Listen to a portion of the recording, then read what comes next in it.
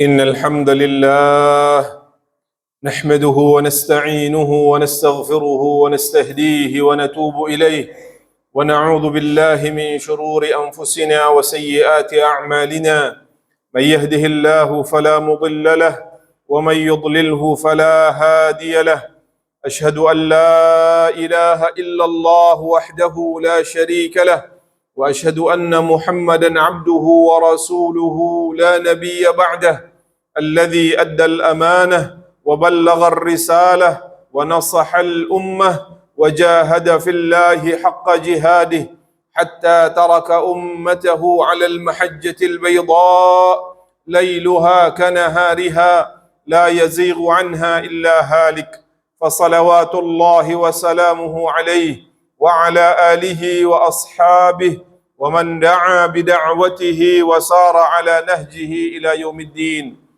قال الله تعالى في كتابه الكريم: أعوذ بالله من الشيطان الرجيم، بسم الله الرحمن الرحيم. يا أيها الذين آمنوا اتقوا الله حق تقاته ولا تموتن إلا وأنتم مسلمون. يا أيها الناس اتقوا ربكم الذي خلقكم من نفس واحدة وخلق منها زوجها وبث منهما رجالا كثيرا ونساء واتقوا الله الذي تساءلون به والأرحام إن الله كان عليكم رقيبا. يا أيها الذين آمنوا اتقوا الله وقولوا قولا سديدا يصلح لكم أعمالكم ويغفر لكم ذنوبكم ومن يطع الله ورسوله فقد فاز فوزا عظيما. فيا عباد الله أوصيكم ونفسي الخاطئة المذنبة بتقوى الله فقد فاز المتقون. عباد الله ikhwatal iman, saudara-saudaraku seiman dan seaqidah, hadirin sidang Jumat hafizakumullah. Dari mimbar yang mulia ini tidak bosan-bosannya khatib mengingatkan dan mengajak kepada diri khatib dan jamaah sekalian untuk senantiasa berupaya meningkatkan iman dan takwa kita kepada Allah Subhanahu wa taala.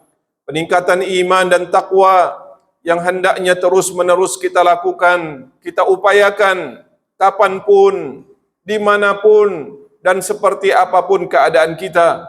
Sebagaimana sabda Rasulullah sallallahu alaihi wa alihi wasallam, ittaqillaha haitsuma kunta wa atbi'is sayyi'atal hasanata tamhuha wa khaliqin nasa bi khuluqin hasan.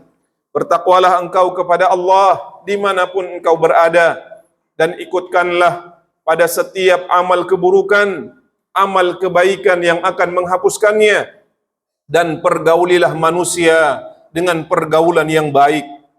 Tidak lupa, di saat yang berbahagia ini, marilah kembali kita perbaharui komitmen kita kepada Allah, komitmen selaku hambanya, komitmen selaku umatnya Rasulullah sallallahu alaihi wa alihi wasallam, komitmen selaku seorang muslim, komitmen yang seharusnya menemani setiap langkah dalam kehidupan kita. Allah Subhanahu wa taala berfirman, "Qul inna salati wa nusuki wa mahyaya wa mamati lillahi rabbil alamin." Katakanlah, sesungguhnya salatku, ibadahku, sembelihanku, hidupku dan matiku semata-mata hanya untuk Allah Subhanahu wa taala, Tuhan alam semesta ini. Ikhwatal iman, hadirin sidang Jumat hafizakumullah, sesungguhnya di antara ibadah yang begitu besar, yang paling agung, yang tinggi kedudukannya, serta besar keberkahannya, dan paling umum kemanfaatannya di dunia bahkan sampai di akhirat Allah Subhanahu wa taala, adalah tentu saja menyambung tali silaturrahim. Sebuah perkara yang seringkali dianggap remeh oleh sebagian orang, padahal dia adalah merupakan ibadah yang besar di sisi Allah Subhanahu wa taala. Silaturrahim ikhwatul iman akan memperkuat kasih sayang, menambahkan rasa cinta, serta memperkokoh ikatan kekeluargaan. Rasul sallallahu alaihi wasallam bersabda, "Inna silatar rahim mahabbatun fil ahl wa mathratun fil mal wa mansa'atun fil athar. Sesungguhnya silaturrahim adalah rasa cinta dalam keluarga, dia menambah keberkahan harta dan juga memperpanjang umur seseorang. Oleh karenanya, di dalam al-Islam, silaturrahim adalah merupakan kewajiban yang sangat besar, bahkan ditekankan untuk dilaksanakan oleh penganutnya. Tidak ada yang memutuskannya, tidak ada yang mengingkarinya, kecuali orang yang telah rusak fitrahnya, buruk akhlaknya, jelek tabiatnya, dan tentu saja dia mendapatkan ancaman laknat dari Allah Subhanahu wa taala, wal iyadu billah. Allah berfirman dalam surah Muhammad, a'udzu billahi minasyaitonir rajim. Fahal asaitum in tawallaitum an tufsidu fil ard wa tuqatti'u arhamakum ulaika alladhina la'anahumullah fa asammahum wa a'ma absarahum. Maka apakah kiranya jika kamu berkuasa, kamu akan membuat kerusakan di atas muka bumi dan memutuskan hubungan silaturrahmi. Mereka itulah orang-orang yang dilaknat oleh Allah Subhanahu wa taala, ditulikan telinganya dan dibutakan penglihatannya. Na'udzubillah min dzalik. Oleh karenanya ikhwatal iman, kita dapati dalam Al-Qur'an betapa banyak perintah-perintah untuk menyambung hubungan tersebut. Allah berfirman, wa'budullah wa la tusyriku bihi syai'a wa bil walidaini ihsana. Juga dalam surah An-Nisa pada ayat yang pertama yang kita bacakan di awal tadi, Allah berfirman, wattaqullaha alladzi tasaaluna bihi wal arham innallaha kana 'alaikum raqiba. Dan bertakwalah kalian kepada Allah dengan mempergunakan namanya yang saling meminta antara satu dan yang lainnya, dan peliharalah hubungan silaturrahim. Sesungguhnya Allah selalu menjaga dan mengawasi kalian. Ikhwatal iman hafizakumullah, di antara besarnya perkara silaturrahim, sesungguhnya Allah Subhanahu wa taala juga mengambil namanya dari satu nama tersebut, atau menjadikan silaturrahim, kata ar-rahim diambil dari salah satu nama-nama Allah Subhanahu wa taala yang mulia. Dan ini disebutkan dalam sebuah hadis qudsi ketika Rasul sallallahu alaihi wasallam menyampaikan riwayat dari Allah Subhanahu wa taala. Qala Allah taala, sesungguhnya Allah telah berfirman, Anallahu wa anar rahman. Sesungguhnya aku adalah Allah dan aku adalah zat yang maha pengasih lagi maha penyayang. Khalaqtur rahim wa syaqaqtu laha isman min ismi faman wasalaha wasaltuh wa man qata'aha qata'tuh. Kata Allah Subhanahu wa taala, akulah yang telah menciptakan rahim dan aku mengambilkan baginya satu nama daripada nama-namaku. Maka barang siapa yang menyambungnya, niscaya aku akan menyambung hubungan dengannya. Dan barang siapa yang memutuskannya, niscaya aku juga akan memutuskan hubungan dengannya. Oleh karenanya ikhwatal iman, tentu dari paparan dalil-dalil yang kita sampaikan, para ulama menyimpulkan tentang besarnya kemanfaatan yang didapatkan oleh mereka yang senantiasa berkomitmen untuk menjaga dan menyambung silaturrahim sesuai yang diperintahkan oleh Allah Subhanahu wa taala. Dan di antara keistimewaan dan keutamaan itu yang pertama adalah bahwa silaturrahim merupakan bagian dari tanda-tanda keimanan seseorang kepada Allah Subhanahu wa taala. Dalam sebuah hadis Rasul sallallahu alaihi wasallam bersabda, "Man kana yu'minu billahi wal yawmil akhir falyukrim dhaifahu wa man kana yu'minu billahi wal yawmil akhir falyasil rahimah." Barang siapa yang beriman kepada Allah Subhanahu wa taala dan hari akhir, maka hendaknya dia memuliakan tamunya. Dan barang siapa yang beriman kepada Allah Subhanahu wa taala dan hari akhir, maka hendaknya dia senantiasa menyambung tali silaturrahimnya.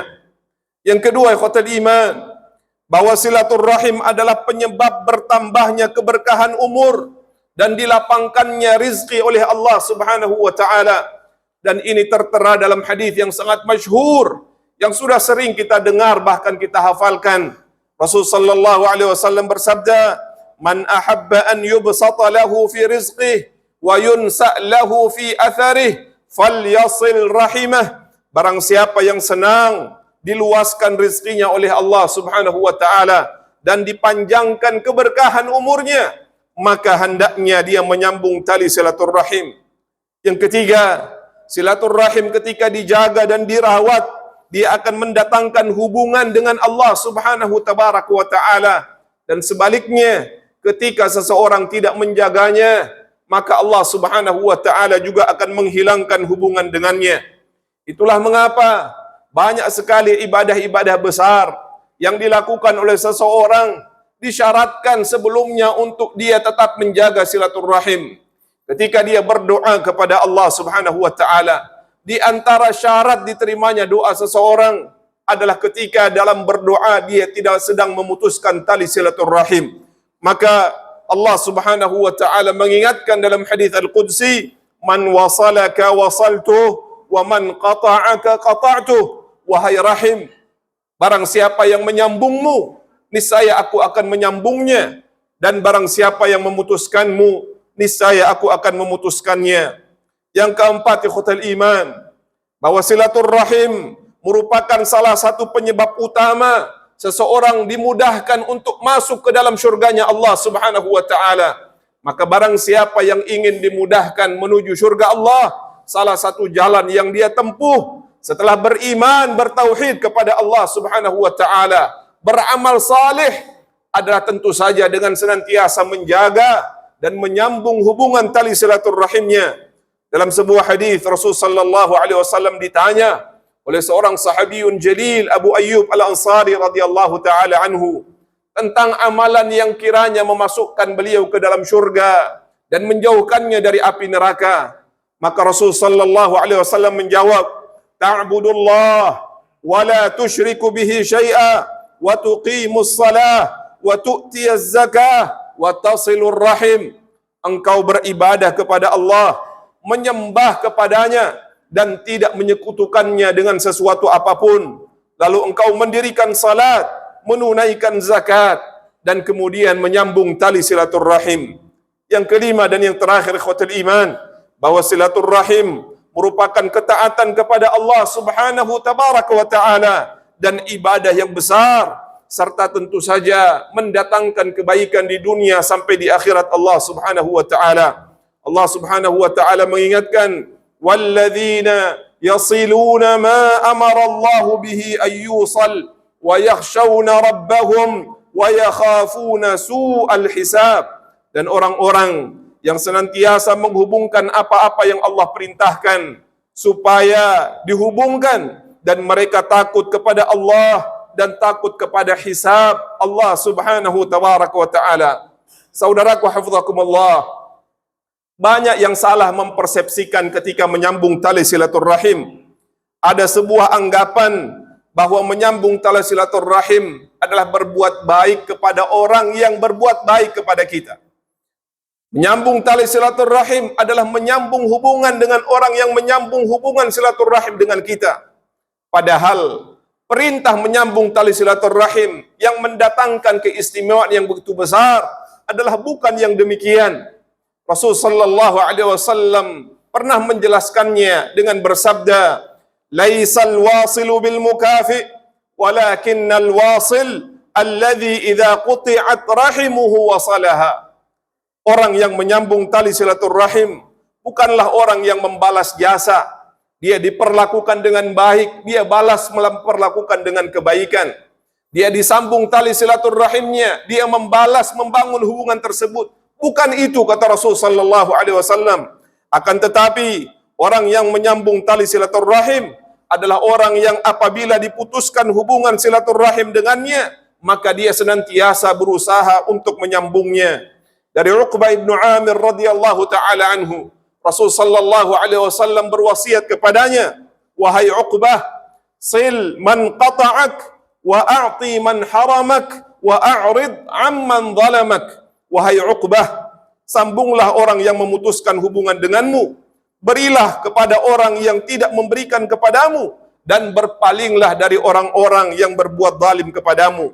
Maka sesungguhnya ikhwatal iman, termasuk silaturrahim, bahwa kita memaafkan kesalahan orang lain, kita menutupi kekeliruannya, dan kita senantiasa menjalin hubungan bukan karena kita lemah, tapi semata-mata ingin mendapatkan keberkahan dalam kehidupan kita, baik di dunia sampai di akhirat Allah Subhanahu wa taala. Dan kemenangan serta kesuksesan yang hakiki adalah kita ketika dapat menjejakkan kaki-kaki kita ini ke dalam surga Allah Subhanahu wa taala. Dan salah satu caranya adalah dengan senantiasa menjaga dan menyambung silaturrahim. Barakallahu li wa lakum fil Qur'anil azim wa nafa'ani wa iyyakum bima fihi minal ayati wadh-dhikril hakim wa taqabbala minni wa minkum tilawatahu innahu huwas samiul alim. Aqulu qawli hadha wa astaghfirullah li wa lakum wa li sairil muslimina wal muslimat fastaghfiruh innahu huwal ghafurur rahim.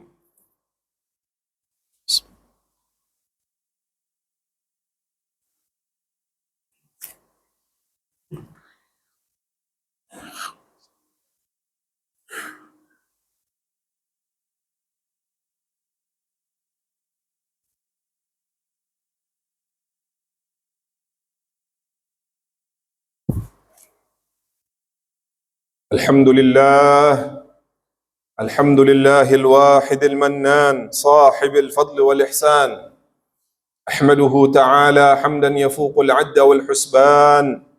أشهد أن لا إله إلا الله وحده لا شريك له، وعد من أطاعه بفسيح الجنان، وتوعد من عصاه بالحميم الآن. وأشهد أن سيدنا ونبينا محمدا عبده ورسوله صفوة بني الإنسان، صلوات الله وسلامه عليه وعلى آله وأصحابه أهل العلم والإيمان. فيا عباد الله اتقوا الله حق تقاته ولا تموتن إلا وأنتم مسلمون.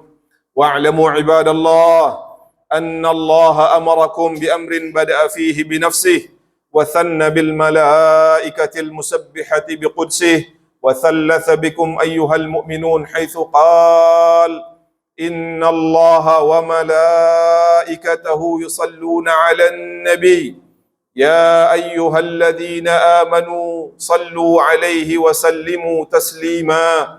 اللهم صل على محمد وعلى آل محمد كما صليت على إبراهيم وعلى آل إبراهيم، وبارك على محمد وعلى آل محمد كما باركت على إبراهيم وعلى آل إبراهيم إنك حميد مجيد.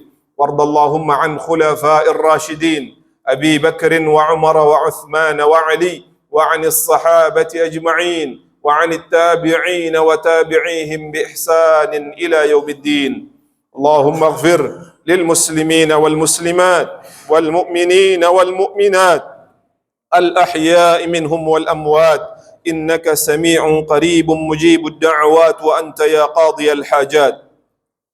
اللهم أعز الإسلام والمسلمين وأذل الشرك والمشركين ودمر أعداءك أعداء الدين. اللهم انصر إخواننا المسلمين المستضعفين في غزة. اللهم انصر إخواننا المسلمين المجاهدين في سبيلك في غزة وفي فلسطين وفي كل مكان وفي كل زمان. اللهم انصرهم على عدوك الصهاينة المعتدين الغاصبين الظالمين، فإنهم لا يعجزونك بحولك وقوتك وقدرتك يا رب العالمين. اللهم أنت يا حي يا قيوم برحمتك نستغيث، أصلح لنا شأننا كله ولا تكلنا إلى أنفسنا طرفة عين. اللهم أرنا الحق حقا وارزقنا اتباعه، وارنا الباطل باطلا وارزقنا اجتنابه. ربنا هب لنا من أزواجنا وذرياتنا قرة أعين واجعلنا للمتقين إماما. اللهم حبب إلينا الإيمان وزينه في قلوبنا وكره إلينا الكفر والفسوق والعصيان واجعلنا من الراشدين. اللهم أحسن عاقبتنا في الأمور كلها وأجرنا من خزي الدنيا وعذاب الآخرة.